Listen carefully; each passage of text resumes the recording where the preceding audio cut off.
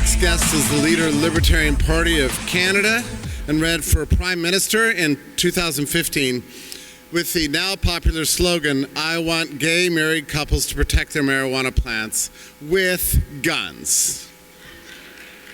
Good. Yeah, sometimes you can sum up a whole ideology in a memorable line, right?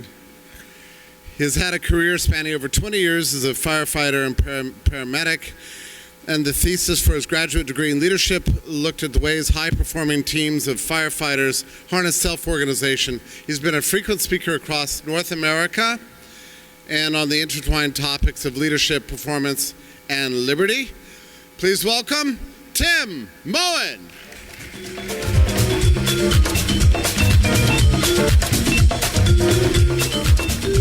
Can you hear me all right? Is this mic on? It's on? Okay, good. How about that? I got introduced by Jeffrey Tucker. Jeffrey Tucker doesn't know this, but we ran into each other last year at Anarcho-Polko, and what was weighing on my mind was the fragile state of masculinity in the world and what was becoming of the alt-right and some of the troubling things I was seeing as a leader of the Libertarian Party of Canada as I saw people who were diehard libertarians move towards kind of a fascist bent. And Jeffrey gave me some great insights. I immediately downloaded his book, Right-Wing Collectivism. All of you, by the way, should download that book immediately. Go to your Kindle devices. It's a fantastic book. It'll give you all sorts of insights into the type of mentality we're seeing out there in the world today. So let's give a big round of applause for Jeffrey Tucker for being a consummate host, a scholar, and a gentleman. Thank you, Jeffrey. By the way, how has Anarcho-Polko been for you guys? It's been great, hasn't it?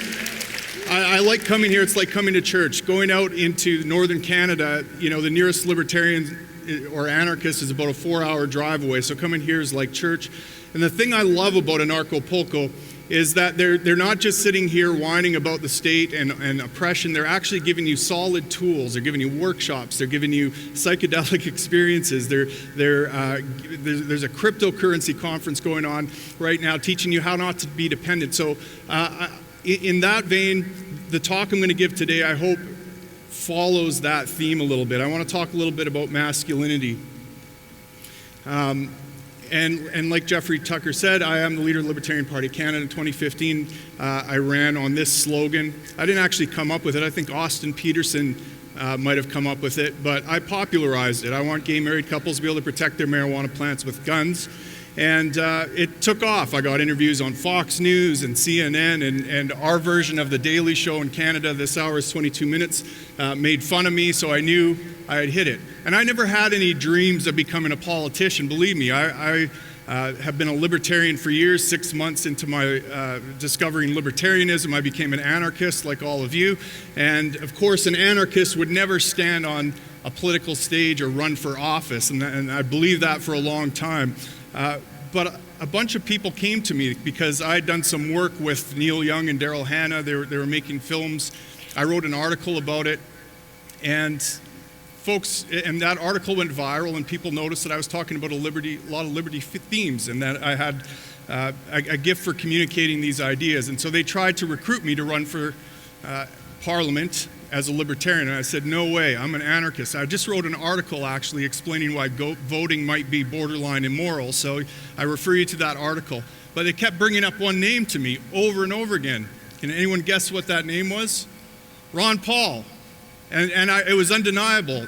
You cannot deny that man has made some inroads in the liberty movement. He's introduced the philosophy of liberty to millions of people worldwide, and I think our world's a better place for him standing on that stage, don't you? Yeah, so I couldn't deny it.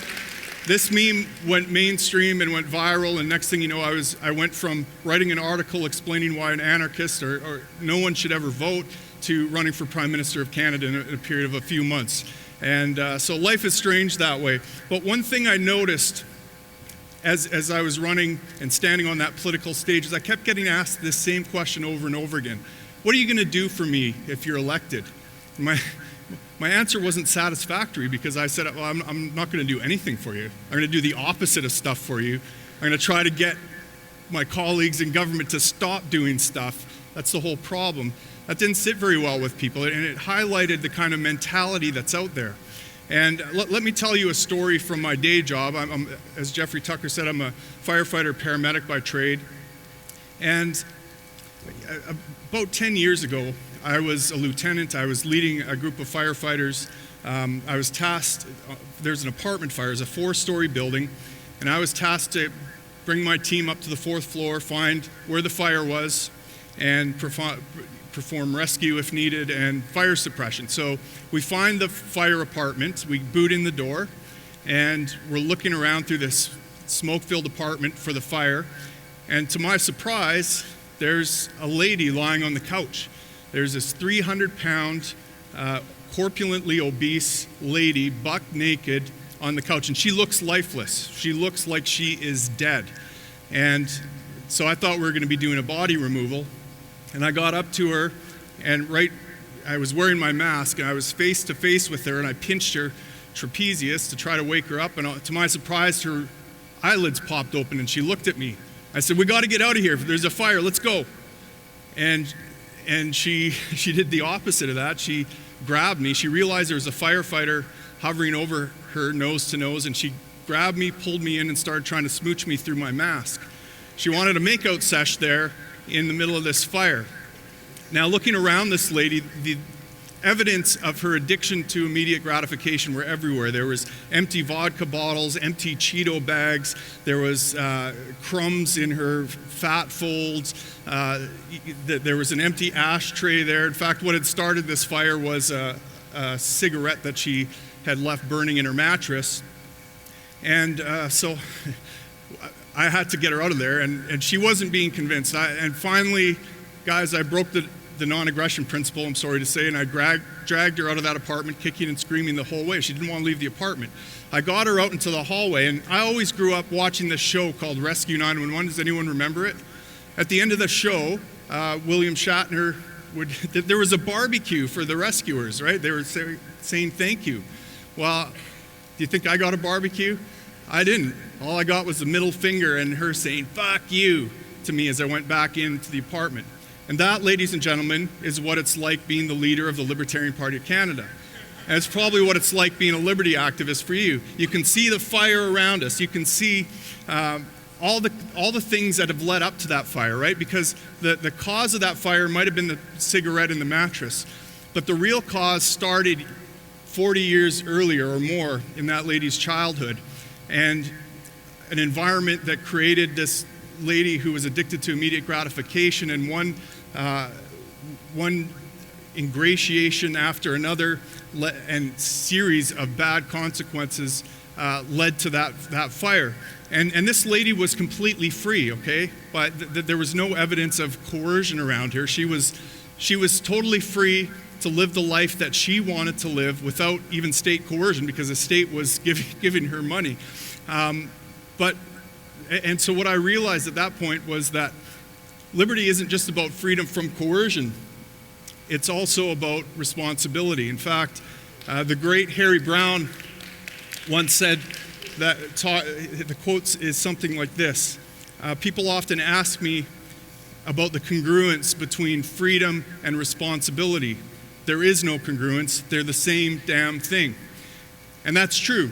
I firmly believe that for a long time, as libertarians and anarchists, we have been talking about freedom from coercion, and we've been neglecting the other part, which is responsibility. Responsibility also gives us freedom. We're not able, it's not in our locus of control to control the state or control what other people do, but it is in our locus of control to take on more responsibility. Now, this is the real reason I'm here today. These are my 2 daughters, beautiful girls, and they're in their early 20s now, and they're looking for serious relationships. They're looking seriously at boys that are suitors, I guess, and I'm looking at the landscape of guys out there, and there ain't a whole lot of guys that are worthy of my daughters, I'm finding. I'm acutely aware of this. Does any other parents out there feel this way? Yeah. It's really troubling. You know, we can all talk and abstract about the decline of masculinity in the West or something like that, but it really hits home when you have girls and they're looking at the market for dating and marriage, and there's just not a lot of good men out there. By the way, I want to point out that, my wife, God bless her, she's here with me. She has been very supportive and follows me around to these things. And yes, please give a round of applause to my wife. She has put up with so much, and she's been so supportive. I could not do what I do without her. But I feel bad because I bring her to some of these events, and this event isn't that much different, I'm sorry to say. And there are some creeps out there. I leave her alone for a little while, and next thing you know, there's someone harassing her or making her feel uncomfortable or different things like that. I was interested to hear Carrie Wedler's speech talking about women in the liberty movement and some of the problems that they have. And these are real problems, and I hope that I can inspire a little bit of an antidote to that, because I do think we have it. We all have the ability to be good, great men, and we just need to unchain it. All right, so what is masculine and feminine, first of all? So the Chinese have this concept called yin and yang. Now, I'm mostly going to be talking about the yang today, but we shouldn't avoid talking about the yin here either.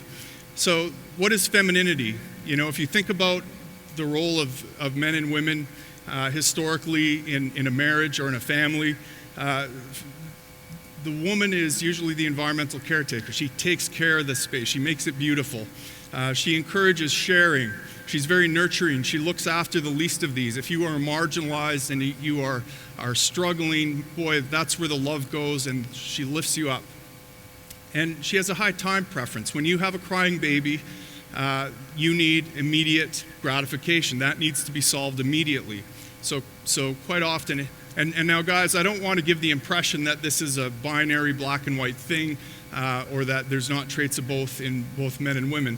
But I'm talking about the feminine archetype and the masculine archetype. On the other side, you have the masculine archetype, which is external threat vigilance. Guys, when we go out with our family, is our head on a swivel, especially if we're in a bit of a shady area. We're constantly on the lookout for threats to our family, right?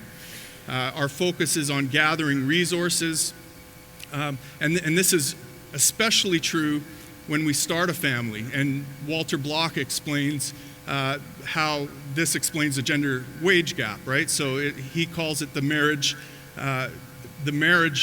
wage gap issue, right? So when you have kids and you get married, women tend to focus on the family. That's where their drive goes. And men, they're driven to go out and work even harder. And so if you look at men and women who have never been married in the workforce, their wages are pretty much on par. But if you look at men who have been married, they exceed that of single men. If you look at women who are married, their wage is below that of single women or single men. And Walter Block explains that this is the marriage inequity gap. We choose different roles when we're in that marriage together. Guys focus on gathering resources, women focus their energy at home. Guys are also boundary enforcers. We're watching that property line, we're watching violations of boundaries within the family. That's where your mom starts and you stop, mister. And we have a low time preference. Our minds are constantly in the future, aren't they? And my wife can probably attest to this. All the last 3 days I was thinking about this talk. It took me out of the present. Thank God she was there to bring me back into the present by reminding me that, hey, I'm here, buddy. Like, maybe pay some attention to me. We're kind of having a romantic getaway here as well. So it's the balance between these two forces, the yin and the yang, the masculine and the feminine, that is required for a healthy family, and I would argue for a healthy society. And I don't think it's any coincidence that we have high rates of divorce at the same time that we have men's rights activists and third-wave feminists at each other's throats, the same time as we have SJWs fighting it out with alt-right folks in the streets, at the same time we see this hyper divide between the left and the right in politics. Because if you notice, these traits map very closely over the political spectrum. So your political preference when it comes to the voting booth or who you support in politics tells me more about who you want to see leading the family than it does about any political philosophy you have. And so if you care about nurturing people and sharing and being very compassionate, you're going to tend towards the left, just aesthetically. If you are concerned about threat vigilance and gathering resources, well, you're going to trend towards the right. But these two forces need to be in balance. They need to be talking to each other, negotiating with each other, complementing each other. Guys, do our wives and our partners not make us better men? Is that not true? Yes, it is. So these are not threats to each other, but they're at each other's throats right now. Why? Can anyone give me a guess? One guess. It's the government. The government profits. People get power when these two are divided, right? And so it's no doubt that you have to paint the other person as a threat and then paint yourself as the answer. This is a quote I like by Heinlein. All societies are based on rules to protect pregnant women and young children. All else is adornment, luxury, or folly, which can and must be dumped in emergency to preserve this prime function. Attempts to formulate a perfect society on any foundation other than women and children first is not only witness, it's automatically genocidal. Now, guys, we are built to be dangerous. We are built, in some sense, for violence. We have testosterone, we're muscular, and this has been an evolutionary trait that is on us.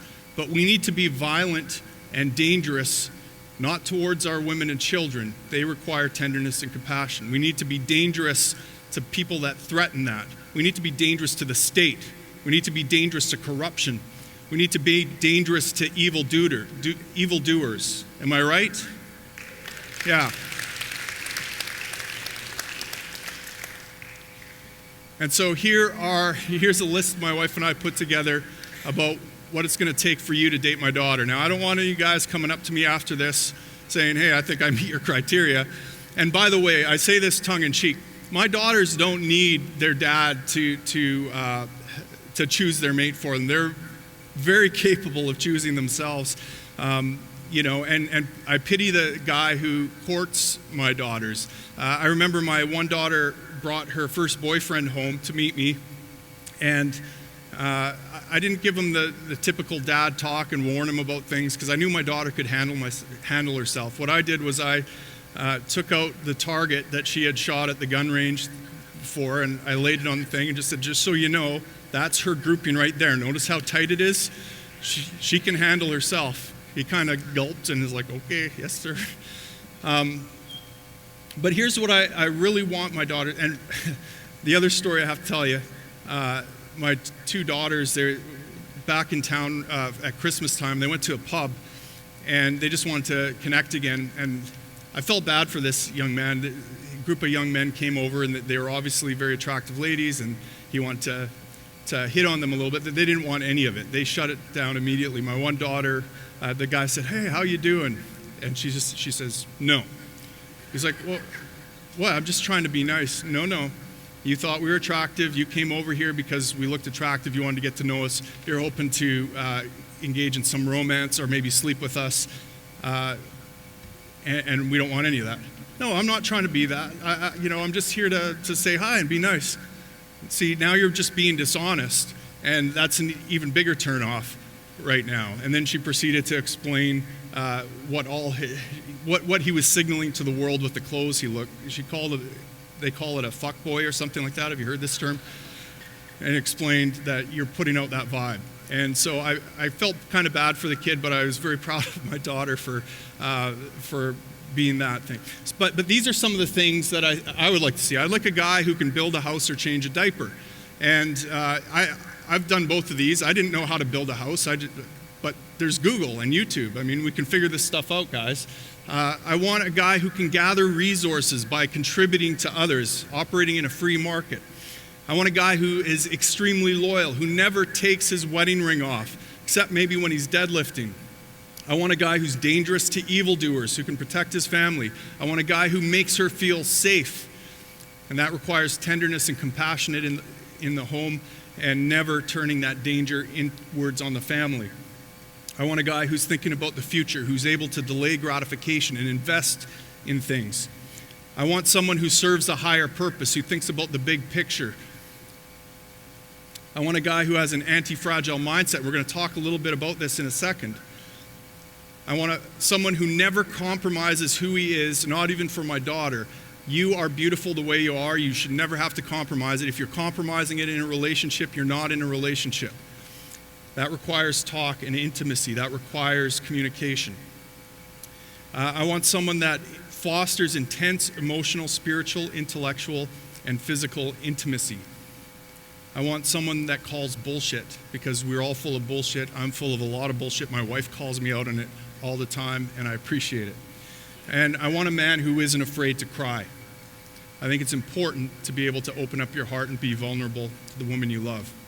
Now, I'm having a hard time, notice on here, I'm not saying that you have to be a Rothbardian. I'm not saying that you have to be an anarchist or anything like that. I figure there's enough Thanksgiving dinners that I'll bring this young fella up to speed. But this is a bare minimum. Treat my daughter with respect, be competent, be able to provide, and be able to protect. It shouldn't be too much to ask, but I'm not seeing a lot of that. One of the reasons I think this is highlighted by this story I heard recently about these South African elephants. What they did was they had a choice. They could either kill these juveniles or they could move them to another area.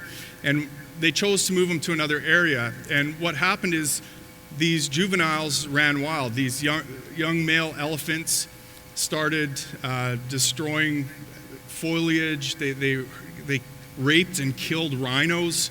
They charged tourists, did all sorts of terrible things. And what they figured out was they needed to put some older bulls with these young juveniles. And so they brought in some bull elephants, and within 2 weeks, this toxic behavior stopped. And what I'm wondering is, where were the dads here? Where were the dads calling out the bullshit? Where were the bulls? Neither of these groups is good enough for my daughter. One's the left, one's the right. It's not good enough. We have a crisis of fatherlessness, don't we? Something like a third of all American homes, kids are raised without a father in their lives. The facts are right there. 63% of teen suicides come from fatherless homes, 70% of juveniles in state institutions, 71% of high school dropouts, 80% of rapists, 90% of homeless and runaway kids. We have a fatherless epidemic in our society, and part of the reason is that the state, their family law system, but also the fact that the husband can now be replaced by the state. There's doesn't seem to be a place for husbands anymore, or fathers. And that's a problem, and there might not be anything we can do about that, because that requires a huge political change. But there is something we can do about ourselves. We don't have to let the state run our lives. I had the privilege that I was able to have some amazing male mentors in my life. This is what firefighting in Canada looks like right now, minus 30. You're either burning inside a building or you're freezing a block of ice outside the building. It's tough work, and you have to go through a series of rites of passage to be worthy to step onto that fire ground. First of all, you have to go through an intense training program. Then you have to pass a fire department physical and aptitude test and interview. And then once you get on the department, the fun just starts, because you're a probie. You're just the new guy. And you have to jump through the crucible. You're up doing all the cleaning the toilets, cooking dinners, checking the trucks, saying yes sir, no sir. There's some harassment and hazing that goes on too, because the guys are testing you. They want to see how you react to stress. It's a crucial part of becoming a firefighter, because if you can't handle the stress of a few guys ribbing you, you're not going to be able to handle the stress of going into a burning building with these guys and having their back. Now, unfortunately, that's becoming less and less politically correct, where, a lot of the things that we did when I started up would be considered harassment now, and you'd be up before HR. But I was lucky enough to have this, and I think it's a crucial piece that's missing. And one of the biggest things I've noticed that we're missing is the ability to handle pressure, handle stress, handle life's tragedies. And there's this victim mentality going around. You see it on the left, you see it on the right. On the left, women, minorities, all of these folks are crying about oppression. And it's there, isn't it? I mean, you can't deny it, that there is oppression of women and minorities. On the flip side, on the right, they're crying about the same thing. I'm under attack because I'm male and because I'm white. And you can't deny that either. I mean, there are some pretty horrific things said about white males. But what we have emerged from that, from the males that feel like they're under attack, is kind of a fragile masculinity, I'll call it. So instead of turning inward and trying to improve themselves and develop their character, they point at their oppressors. And they say, I'm not going to be ashamed of being white and male, so I'm going to be proud of it. So notice that they're proud of something that they had nothing to do with. They're proud of Western civilization and European culture, for example. Well, they didn't make that. That was individuals, people that did the work to create the liberties that we have. But these guys are fragile. So that's a fragile system, a fragile mindset. A fragile mindset is when there's stress and you break under it. You do all the wrong things. And you can see the alt-right doing this, right? These guys are their own worst enemies, marching with tiki torches, saying Jews will not replace us. I mean, how is this helping the cause of masculinity that they say is under attack? It's not. It's harming it. The other type of system is a robust system. A robust system is something that can take a hit and keep on ticking. But what I want to talk about is something that I've come to learn as the anti-fragile system. These are systems and mindsets that grow under pressure, that grow under stress. And I'll give you an example. In my profession of firefighting and EMS, they instill in us this kind of fragile mentality. They talk about critical incident stress, post-traumatic stress. It's out there. Every call you go on where you see something tragic is going to challenge your mental health. It's going to break you down.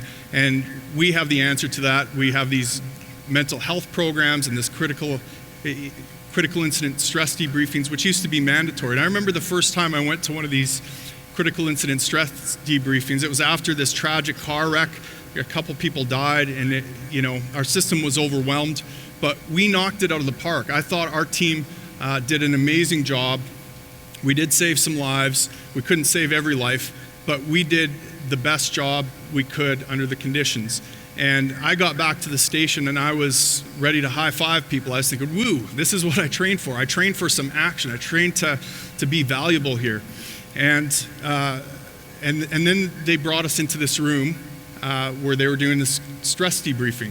And I looked at the facilitator's face and I looked at the face of everyone around, and they were very stone-faced and they were very somber. And it was like a funeral in there. And I realized that my feelings were completely inappropriate, and I needed to work up some feeling of having been harmed in this situation. And so this is how the victim mentality perpetuates. Cut to a few months later, I had 3 kids in the back of my ambulance in a period of about 2 months die in my care. And this was horrific for me. I had all the symptoms of PTSD. I couldn't sleep. I had flashbacks. I couldn't look at my kids without seeing these kids' face. I hit the bottle. I had anxiety about going to work. Thought about quitting my profession. It was one therapy session that changed my mind and flipped off all the symptoms. In fact, it was one question in that therapy session, because I was ruminating about all the ways I had failed. I was ruminating about how there was nothing I could do. I was helpless. I was useless. I couldn't save lives. And then the therapist stopped me mid-sentence, interrupted me and said, are you telling me you didn't bring any value to those calls? And I had to stop and think about that. The reality was I did bring value to those calls. Each parent hugged me afterwards. There was nothing anyone could have done for these kids. But the fact that someone was there that knew what to do, that knew the best chance for their survival, that could bring some order to the chaos was incredibly valuable. I realized if I were in their shoes, I would have wanted me on those calls. that switched everything off, because I went from focusing on all the things I couldn't control, focusing on how I was a victim, to focusing to the value I brought to those calls in those stressful situations. And this mentality has followed me throughout my career. I had another situation where I was trapped in a basement fire. I was all alone. I knew for a fact I was going to die. I was entangled in a confined space and I couldn't move. Now, obviously, I got out of that situation, but it scared me so much because I knew I was going to die that it changed my life. I emerged from that fire a different man. It was a pivotal moment in my life. I realized I was following the path that someone else had laid out for me, that I wasn't subscribing to my values, that I wasn't engaging with the world, that I wasn't being the father I should be or the husband I should be. And I cut out all the extra noise and I focused on everything I value. And from that, I grew an amazing business. I became leader of the Libertarian Party. Everything set off from that moment. But now I still have times of stress on the job. I still have periods where I'm in a situation where everything's closed in around me. And do you think I don't feel panic in that moment? I do. I feel panic well up in me because it brings me back to the time I almost died. But I have a choice in that moment. I can let it defeat me, or I can remember the time that I conquered that and it changed my life. And that motivates me. And so now I look forward to being challenged in that way. And so this is what I mean by an anti-fragile mindset. It's taking in life's challenges and looking at them as opportunities. I had the opportunity to fight Justin Trudeau in a charity boxing match. I couldn't say no to the promoters, because who wouldn't want a chance to punch Trudeau in the face? But yeah, unfortunately for me, they couldn't get Trudeau, and so I'd never fought before. I got my buddy who was a UFC fighter to train me, and I stepped into the ring with a prison guard. I took a standing 8 count within the first 20 seconds. I got beat up and really bad in front of about 1,500 people, in front of my wife and daughter. I felt like I was winning in the last minute of the last round, but that could have just been the lack of brain cells talking. But I learned a lot that day. I learned that I could take a punch. I learned, in fact, my cornerman said he'd never seen anyone get hit so many times in the head and still keep going. I took it as a compliment. And I learned that adversity can make me stronger. And so this is my attitude now. I don't lose, I either win or I learn. All right, I'm going to cut to the end here. There is, taking that first step is huge, right? Taking responsibility. We all want to change the world, but the problem is the man in the mirror looking back at us. It takes a lot to take that first step. It's a hard road. It's simple, but it's hard. We have to clean our room. We have to sort our lives out before we can take the next step. And so my offer to you is this. You can go to timmoen.ca, and I want to offer the same thing that was given to me by older male role models. I want to provide coaching, mentorship, guidance, and I'm willing to do this for free. I don't want to do any money. I just want there to be more guys out there that my daughters can date. And so if you're willing to take this, this isn't an application to date my daughter, by the way. Don't think that you're going to get anywhere there. But if you think that you can get some value from someone who's been in the trenches, who has suffered and not been the man he should be for years and years, but has had the guidance and had the opportunity to grow. If that's you, I know you have it in you to be the man you want to be. You just need a little help. And so I'm willing to offer you that help. Guys, my time is up. I'm Tim Moen. Please go to timmoen.ca. Thank you.